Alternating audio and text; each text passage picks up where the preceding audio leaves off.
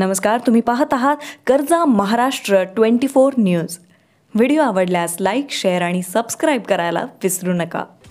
नागपूर जबलपूर राष्ट्रीय महामार्ग क्रमांक 44 रस्त्यावर नागपूरकडील जबलपूरकडे जाणाऱ्या कारला वाचवण्याच्या प्रयत्नात खुमारी सर्व्हिस रस्त्यावर ट्रक पलटी झाले। यात कोणतीही जीवितहानी झाली नाही। सदरची ही घटना 26 जानेवारी रोजी दुपारी 2 वाजताच्या सुमारास घडली आहे। माहितीनुसार नागपूर जबलपूर राष्ट्रीय महामार्ग क्रमांक 44 वरील खुमारी शिवारात एका कारला वाचवण्याच्या प्रयत्नात नागपूरकडून जबलपूरकडे जाणारा ट्रक क्रमांक MS26 BE 9113 हा मुख्य रस्त्यावरून सर्व्हिस रस्त्यावर पलटी झाला। यात चालक गजानन कदम वय 35 व कंडक्टर गणेश कदम वय 21 यांना कुठलीही इजा झाली नसून काही वेळाकरिता सर्व्हिस रस्ता बंद करण्यात आले होते।